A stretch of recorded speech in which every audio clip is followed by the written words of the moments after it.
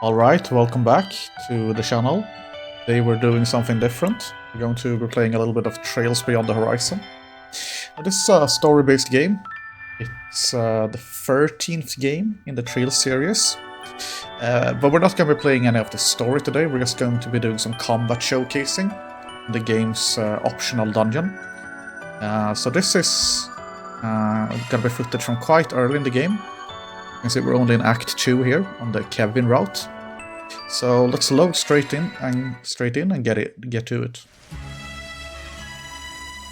So first things first, in the Trail series, you have it's turn-based and action-based, which you'll see when we get into it. So let's talk a little bit about equipment first. Everybody has a unique weapon, armor and shoes, and accessories that are free to equip.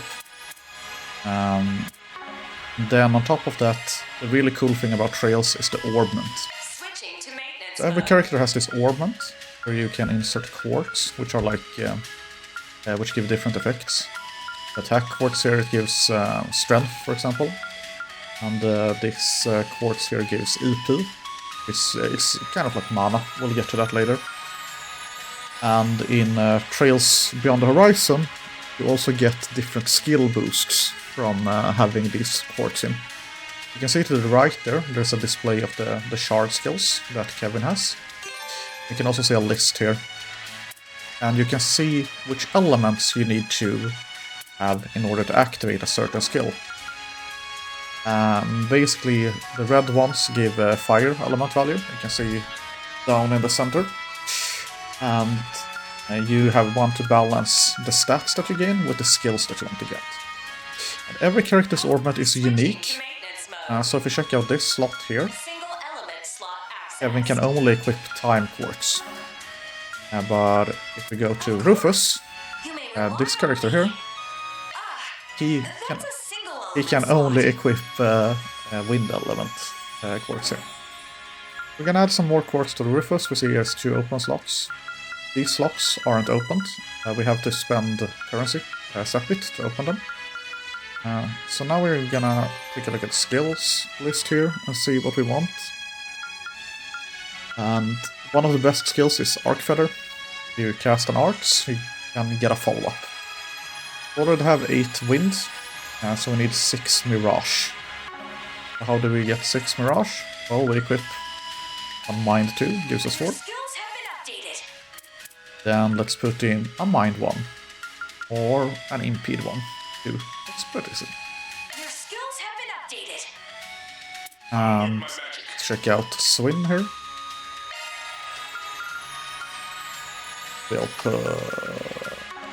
We don't really care about his skills. He's more, you can see from their different orbments. Swin only has 3 slots here in the arts line, the magic line, and therefore I don't really care about his magic. So we're just gonna put in something completely different.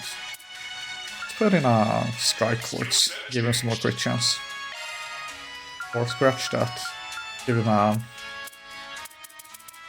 Let's give him some more speed. Speed is good. On top of the quartz, we also have the holo quartz. These you can equip freely and swap around. Holo cores basically give you the stat buff there in the middle when you activate them. Combat, which we'll get to later. And they also give you a buffing ability, a shard command. And on top of all that uniqueness, every character's base stat is different. And also every character has their crafts. And the crafts are basically like special abilities they can use. You can see Kevin here as Spear of Ur, Carob Shot, Mission Race, and Stigma Release. So there's quite a bit of variance between characters. For now we only have these 4 characters. Trails is a game that 4 characters in the active party at a time. You can freely swap characters with supporting characters on the turn. For now we're stuck with these guys. Imperial Picnic in front. Let's go.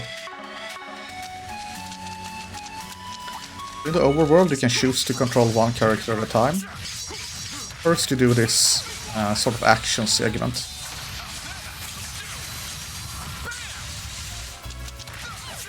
The goal of this action segment is to stun the enemy. You see the small bar above the small grey bar? That's their stun meter. And once that gets full, we'll get a notification that says stun. Let's see. Here we go. Now we want to go into turn-based mode with advantage. In turn-based mode, you have a couple of different things. You can attack, defend, you can cast an art, which takes a little bit of time. You can use a craft. Those are the basic actions. You can also boost. You can see the notification there. This activates our holocorp.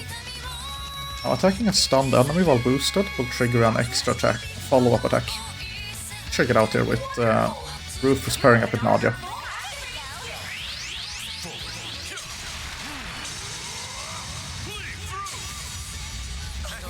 And now she's gonna follow up. Yeah, massive damage. Alright, so now we want to follow up with her. I can see it's weak to fire, the F. Let's try casting a fireworks. Now you can see in the top center, you can see when she will cast it. Cast Obsidian Ray, she will cast after the Nantrap moves. You cast a Firebolt, she will cast it after Kevin moves. Just cast a Firebolt. Swin got a 0 arts, and that just means he can cast an art instantly if he wants. We don't want to do that. Swin is not good at casting. Instead, we're going to boost and then attack. Certain crafts basically boost when you hit, they have positional boosts. Punishing Rage here. Gets a damage boost from the back. He got delayed, and now Nadia follows up with her Firebolt.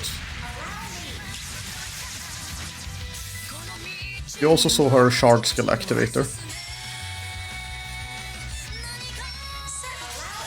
Now let's just hit a normal attack. When you're close to an ally and you hit a normal attack, they will follow up. Like this, and now Swin jumps in. Now, Rufus will follow up.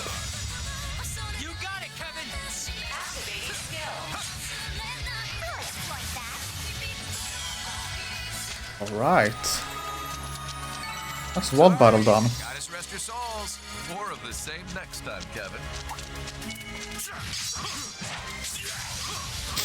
And to the right we can see, so like I said, this is the game's optional dungeon, or it's semi-optional. Right now we have to complete it, but later on it will be optional to go into it. You have a set of floors that you have to complete, and you have to do different things on each floor. It's not always about defeating enemies. Now it's slay foes in field battles. This is a field battle. And the green marks, those are optional victors.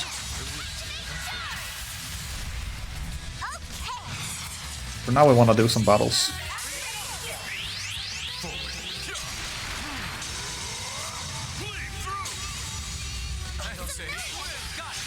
And now Swin will follow up with an EX chain. That's mostly the basics of combat there. I'm curious to see what's in that. Oh, we missed.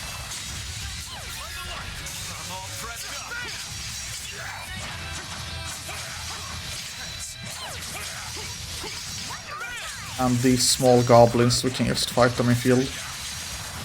We don't have to go into a turn-based battle to take care of these.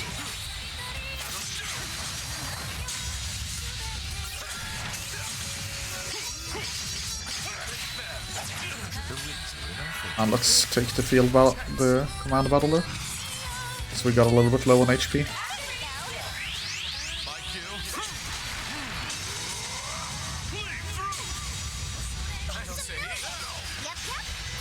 Wow.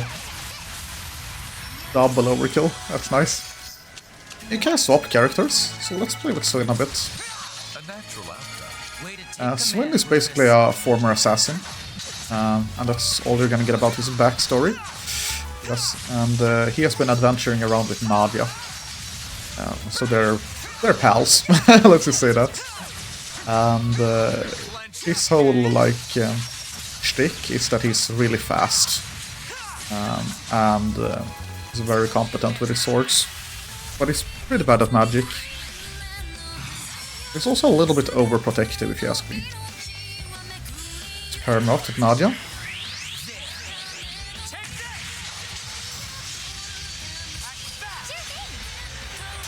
Now, a little bit of fun fact about Swin is that all these characters have appeared previously in the franchise, and Swin's first appearance was in Trails to Reverie, and Swin is famously the worst character in that game, of the playable characters. And that's a big achievement, because that game has like 50 playable characters. So I'm really interested to see how it shapes up this time. Because I think this game is gonna have a lot of playable characters too. Granted, like, the combat has changed quite a bit since Trails into Reverie, but it's still pretty funny. Especially if he ends up being the worst again. But at least right now he's fully his weight. Seems about right. I'm a long ways behind father. Generally, the balance in current Trails is kind of skewed towards magical characters a bit, and especially, but even more so, characters that have like can mix magic and normal attacks. That's usually very strong. And Swin is being like only physical, ends up being a little bit weaker. The reason for magic being strong mostly has to do with the shard skills we talked about earlier. The magical shard skills are better than the physical ones right now, and also way more consistent. And consistency is, you know, that's usually the first thing you want. If it's not consistent, it's kind of hard to utilize.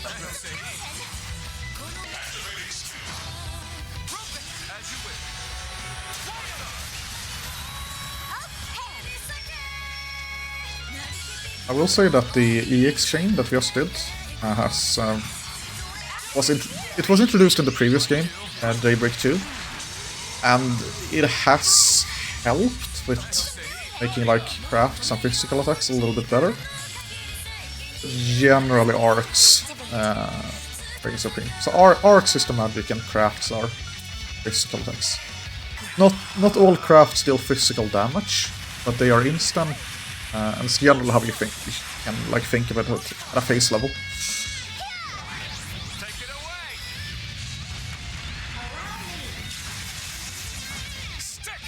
You can see that the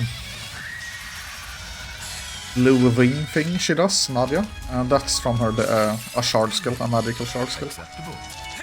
Doesn't just look cool, it's really good. Pushes back the enemy's next turn by delaying them and also deals damage.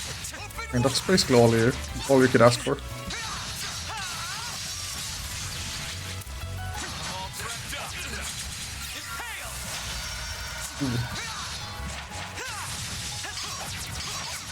You can cast magic in field battles with a quick cast, like I did there. And shake it up again. Go into battle. See here if we can position. We want the chain and we also want the damage boost.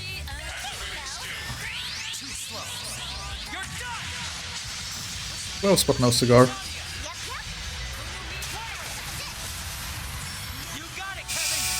And the Kevin just finish him off. We talked a bit about Swin, let's swap up with Nadia.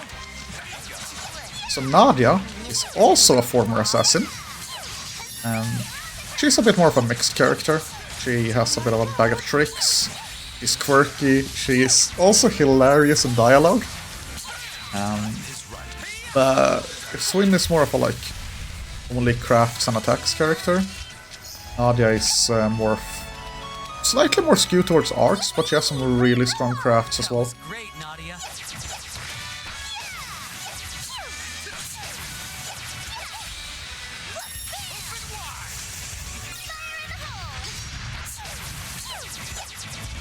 And using... I like using ranged characters in the field battles, it's just so simple.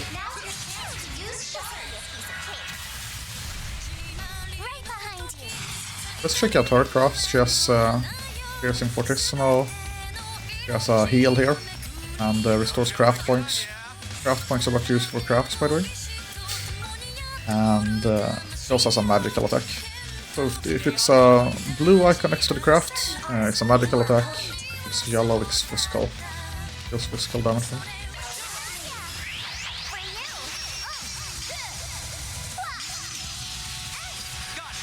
And Swin will follow up.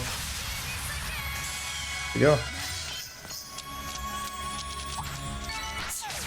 So Nadia basically, her backstory is that she grew up with Swin as a child assassin, and then they ended up fleeing together, and now they are traveling as partners.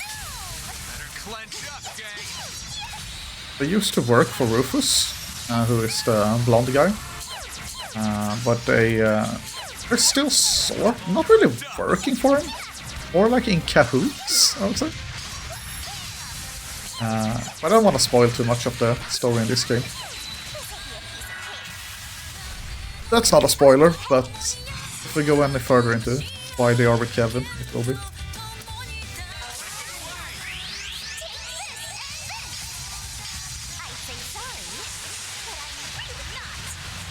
That's a nice hit. And now we're gonna do add in a follow-up here. We're gonna add in an S-break. So an S-break is when you use the character's S-craft. I'm just gonna show it. So much easier.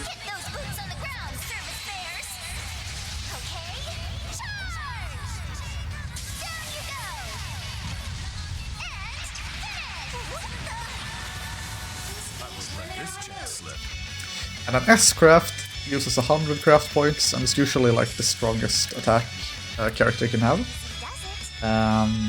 You can use it anytime if you have 100 craft points and if you have a boost bar. But you can't use S-craft twice in a row, for example, and you can't use it. So when you use a boost here with Rufus, you could also use an S-craft now. He couldn't use it instantly. He needs to wait for this boost window to kind of wear off. Previous games you could always S-break as long as you had 100 craft points.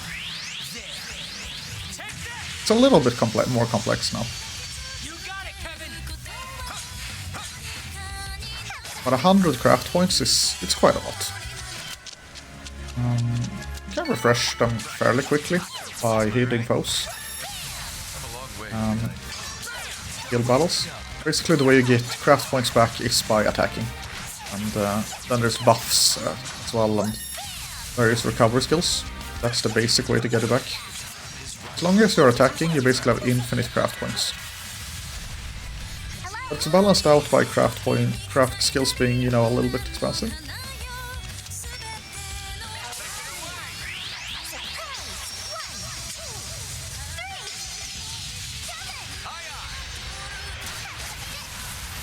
What's cool about the S-breaks is that they ignore the turn order.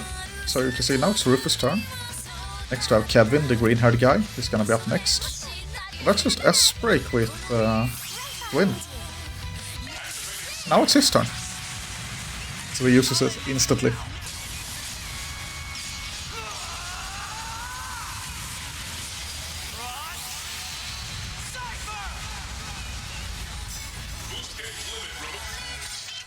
Yeah. You go, Swin. They put up a decent fight.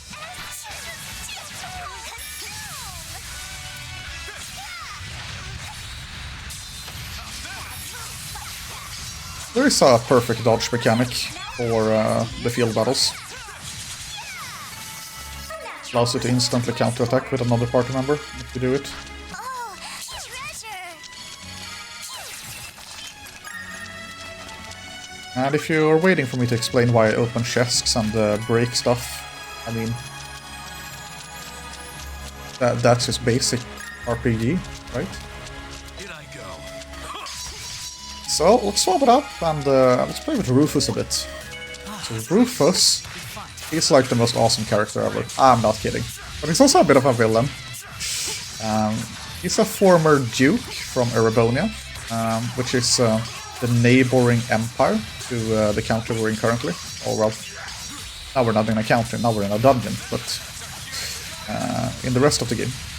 And he used to be a villain, and then he kind of got a redemption arc in Trails into Reverie.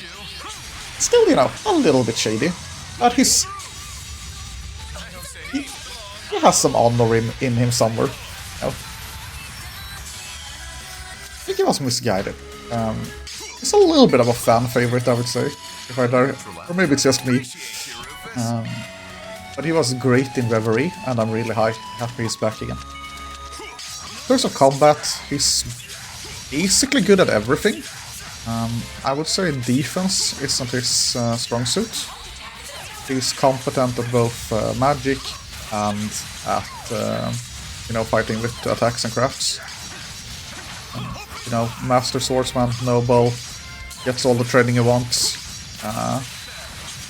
Not really that uncommon. So in previous games, one way to like build him and make his kit work was as a sort of like Blood Knight style build, where you take a lot of damage and then recover it by using skills or items that allow you to get more attack the lower your HP got. In this game, he also that's because he had a craft that allowed him to gain damage, not damage. He would get the health back based on the damage dealt. That skill has returned in this game, that craft, but so we'll see if that's gonna be viable. Do something similar.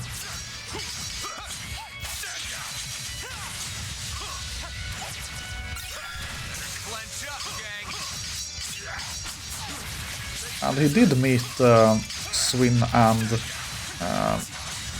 Nadia in the previous game, so basically they're like, not former allies, sort of like reintroduced allies. That's how I would put it. So far, I would say that he has... So this skill here, Soul Eater, 20% HP back, and restores craft points to the party.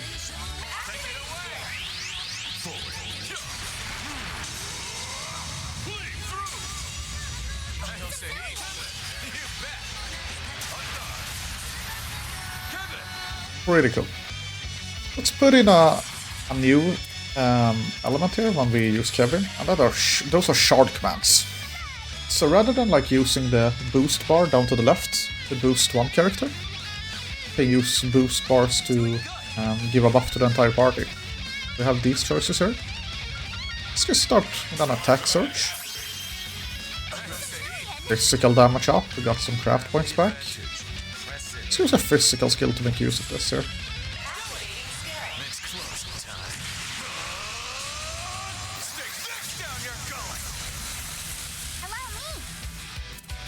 This Swin also loves physical. This is perfect for us.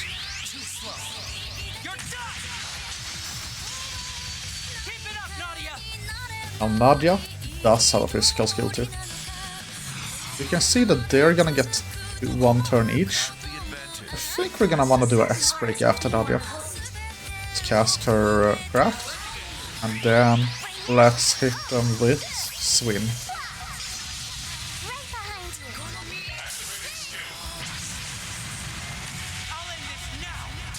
And this should bring this battle to a close.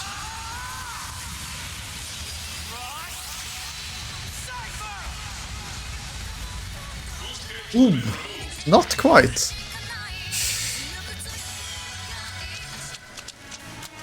If you play Trails yourself, wondering about the difficulty, this is a Nightmare, which is the highest difficulty.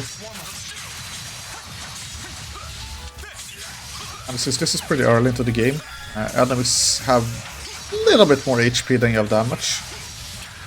It's not hard anyway, but battles can sometimes become a little bit grindy at the start. Now we're taking too much damage here.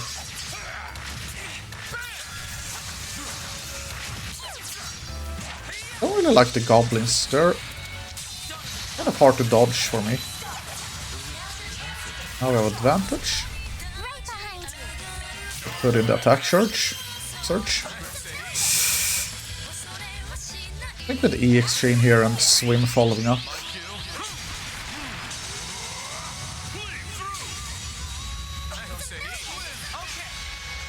There is a chain effect that increases your damage based on the number of hits you've dealt. Treasure spotted. A natural outcome. You can take the next one too, boss. Let's do this. This is a good time to swap to Kevin. Kevin, he's a member of the church. Obviously, right? And basically he appeared previously way back in Trails in the Sky 2nd, and also in Trails in the Sky the 3rd, where he was sort of the protagonist. He was the protagonist. It's not sort of, he was. But Trails in the Sky is a kind of a different game to other Trails games in its structure. And this is the first time since Trails from Asher that he actually makes an appearance. Previously to this game coming out, people kind of joked that he was the forgotten protagonist. It's exciting to see him back. And in terms of his fighting style and strength, I would argue he's primarily a caster.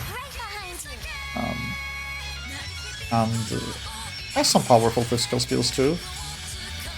Generally, even what I've seen so far, I would say mostly gonna be casting. I think we're gonna wanna use let's see, we can cast before he moves. We can cast now, because we got a 0 arts. Basically the turns can come with a bonus, now we got 0 arts.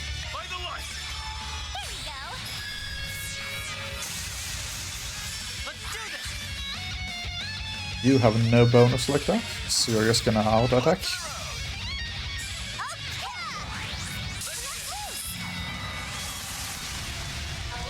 Perfect. And let's do Soul Eater.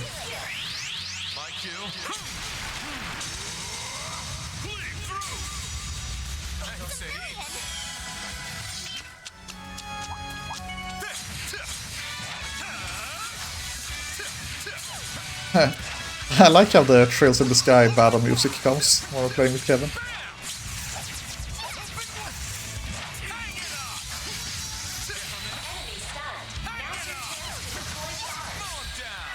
Let's do shards.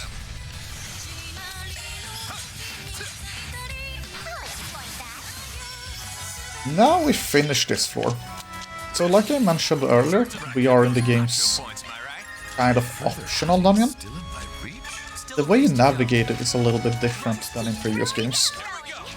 So we're gonna go out here. That's one course completed. Now we get our rewards for completing the challenges. Those were some quartz that we got. What to do? Now there's this sort of roguelike element here. You can see we have our avatar here. It's Lapis. We haven't talked about Lapis yet, but we'll do that a little bit later. And we can move to a tile. We need to move forward or to diagonal. Did I move here? Oh, very nice. Found a purified spring. And when we go here,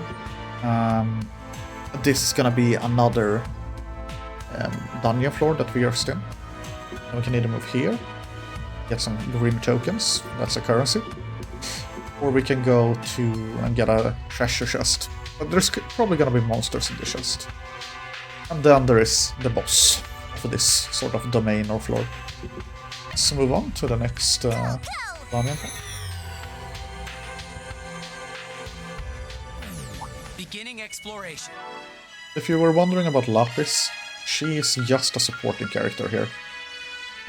She kind of occasionally pops in battle to give a buff or a bonus on a turn, but she doesn't act herself. I'm honestly a little bit sad about that, because she also appeared in Trails into Reverie. That was her first game. She was pretty fun to use in that game. She figured mostly in Rufus' part of the story. Honestly, I was a little bit bummed out. She used to have a giant axe that she used. And she was great at casting. She had a really, like, pretty unique buff skills, I would say. Not super unique, but a little bit. So I do miss not having her.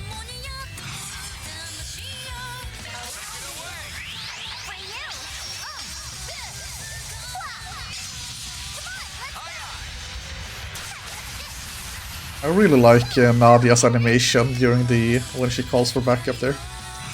That smirk is perfect for her personality.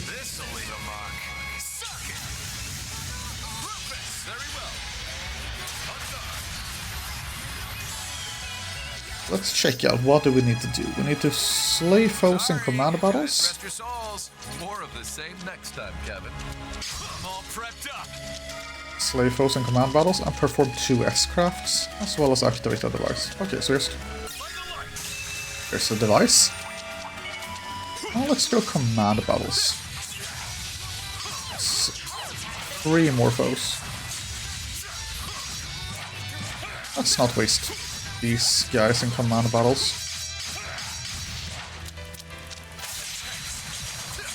Also, they are level 18.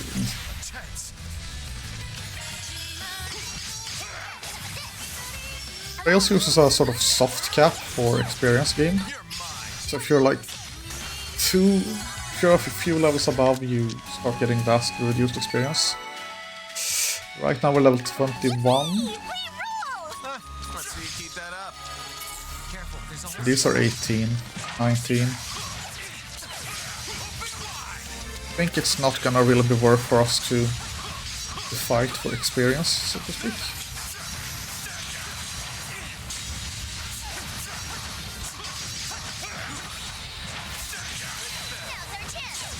There we got advantage. I'm gonna use an attack search. And we're just gonna use this new swims. Let's craft.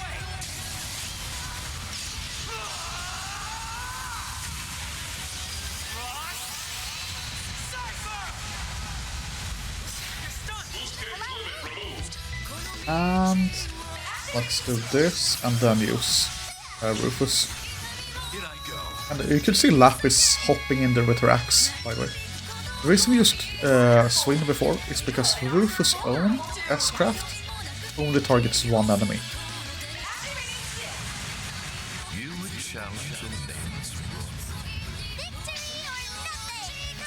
So be it. Let the duel commence. This is very iconic.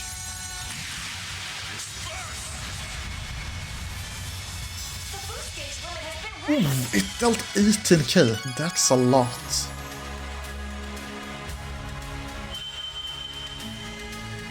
Now we need to get to that portal.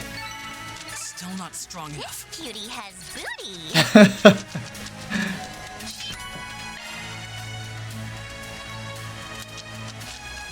Right?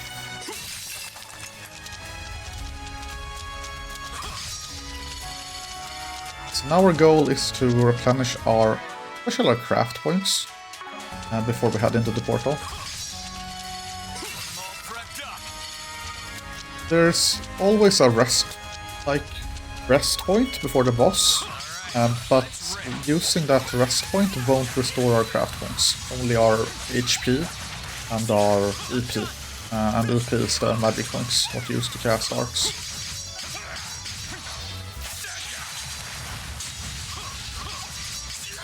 So we're gonna fight a bit until we get our craft points back.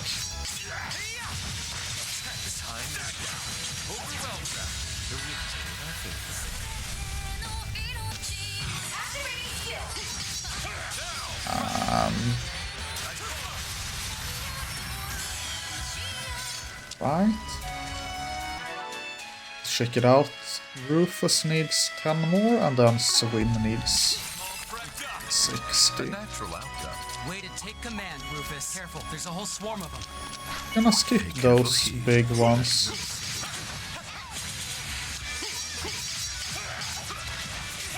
Dang. Yeah. That's enough to get Rufus out.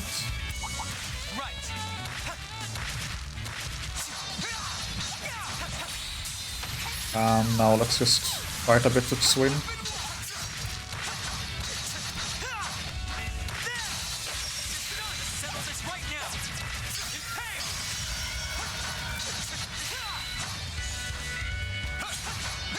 Very nice.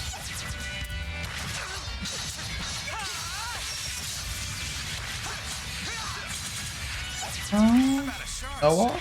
Let's just run for it here. I think we got the points back.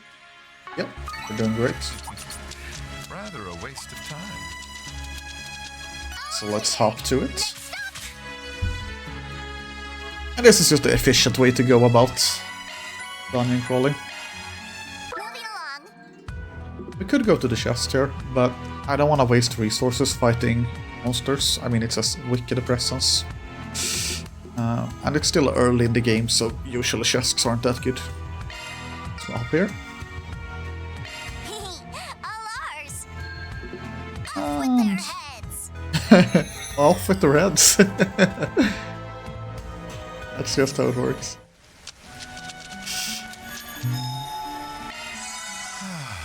A fresh start. Now let's recover EP. To save. I wanna just take a quick look at everyone first. What crafts they have. Physical power.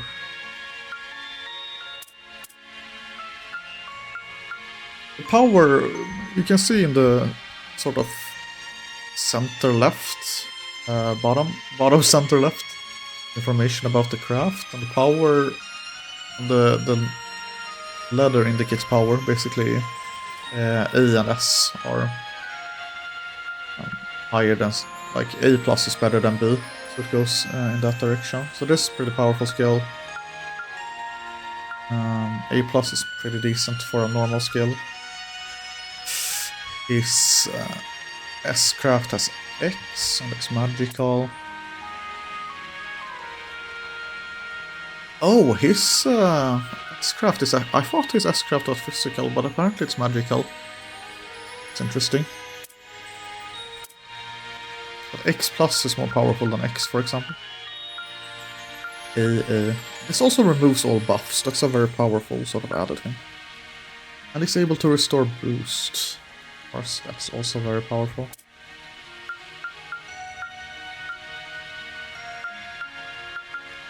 Mark plus. Okay. Heal and CP. Yeah. I think we're... Let's gonna check out their equipment quick.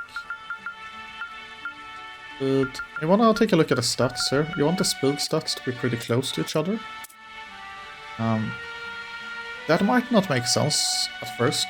And you might be like, why don't you get as much speed as possible?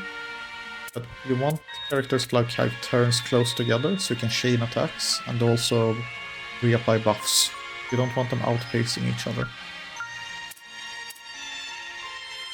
So everybody's in like within 5 speed of each other. It's good. Do with a little bit more speed on Nadia. We're at +6 there. Let's check out the shoes.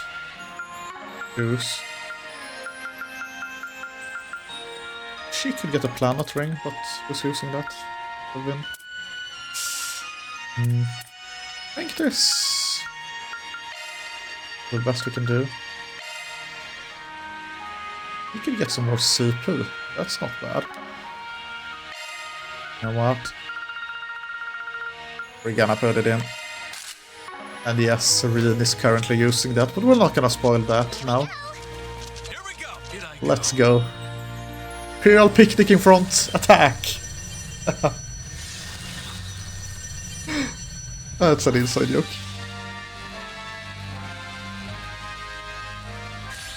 Hey. Ooh, these are a lot.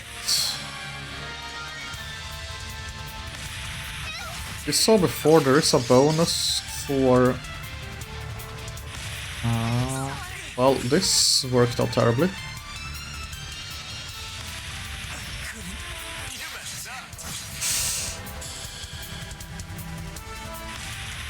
I wanted them to group up and then use S-crafts, and this has backfired spectacularly. Oh, it's gonna be fine. My turn to act.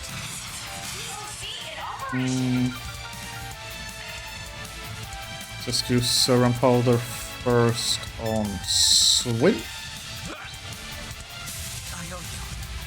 Here I go. Very nice. Then let's use Nadia. It's a million. Swim.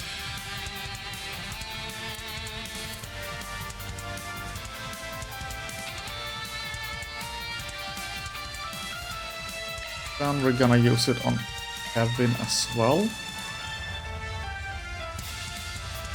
We queue up the S-craft first. Thanks, eh? Keep it up, Nadia! You're in command, Captain Kettle. And we're gonna queue up Swin as well. Down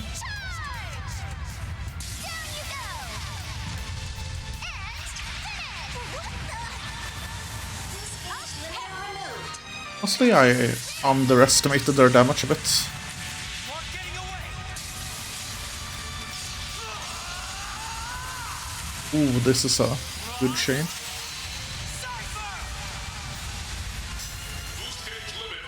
We got rid of the small fry. Now it's gonna be pretty chill. I also forgot to mention that if you use an S-break, you can gain more boost bars. The default is 4. So let's use... get some boost back. Time to make a reprisal. Here's a lesson they won't forget. Kevin! Also buffed our defenses, that's pretty nice. I have your flank covered. Let's use... I think we want the debuff immunity here, yeah? Stay on guard. Initializing drive. Blow for blow. He counters. I think it was within 60 turns.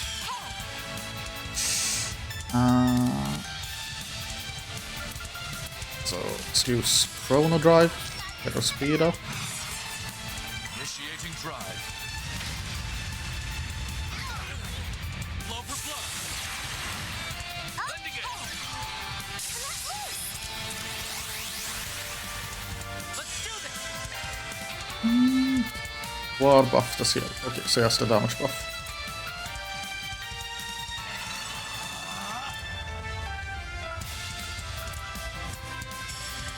Let's recast that Rufus gets debuff immunity as well. And we have a damage buff here. We wanna use a shield surge. So now we won't take as much damage when he retaliates. My gravity. Here you go!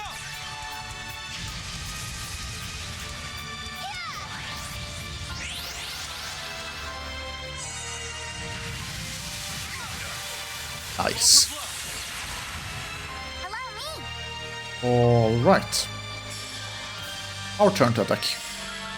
Let's go speed search.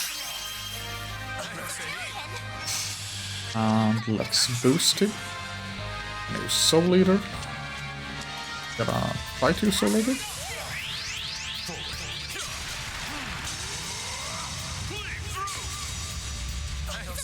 Not through yet. See how much CP does he have? 150. And do that, and we're gonna chain into his S-craft.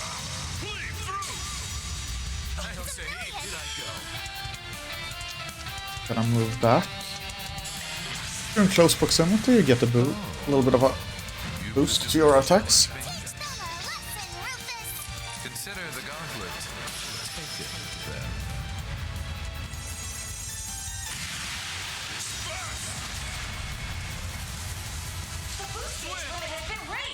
Very nice.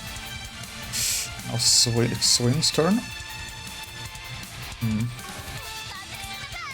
think I'm just gonna buff again. And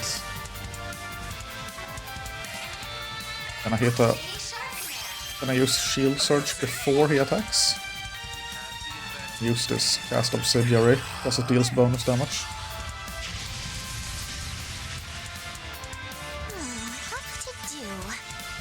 It's doing a big attack. We're also gonna use Obsidiary. Not worried, we have debuff immunity, and we also have Shield Surge up.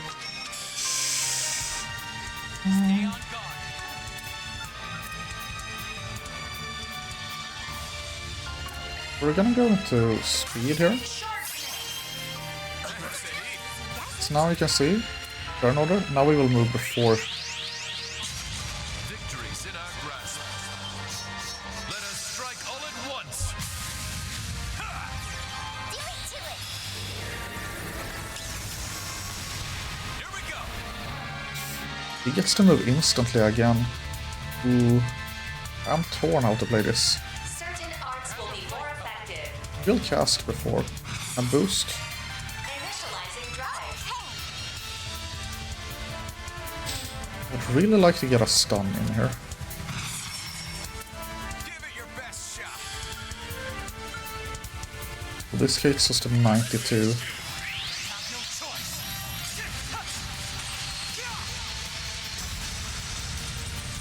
Call the shots, Rufus.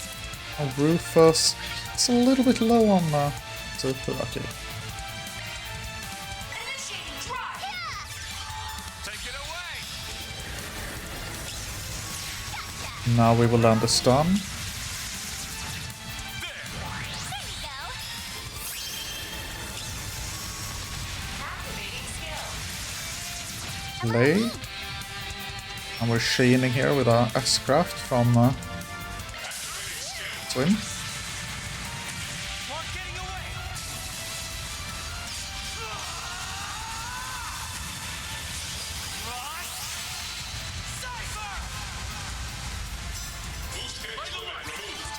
Now Activating skill. it's almost it. It's so close. How's the finish? You know what? Arts will be more potent. I have your flank covered. I think gonna let Kevin shine here. I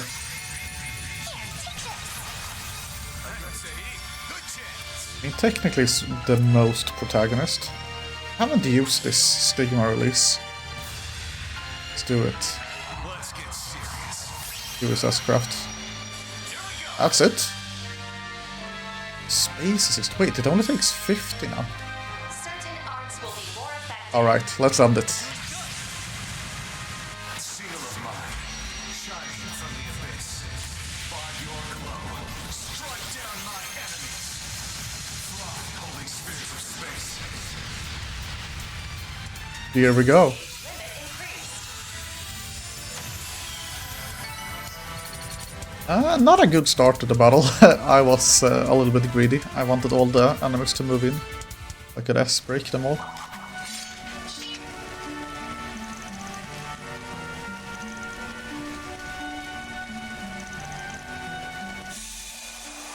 Alright.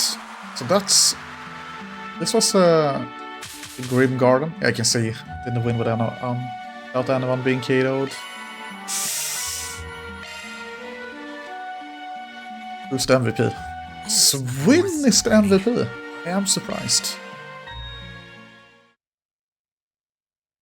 I am surprised indeed.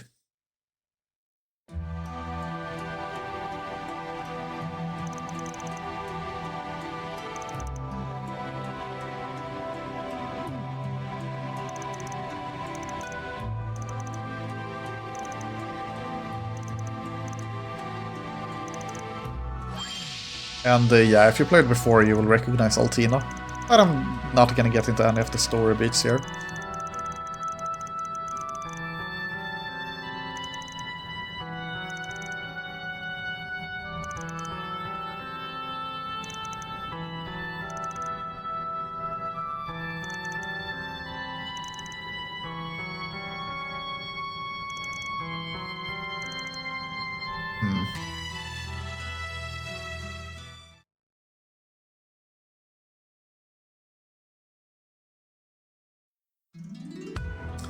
Alright, so that was a little bit of a combat showcase here in the Grim Garden.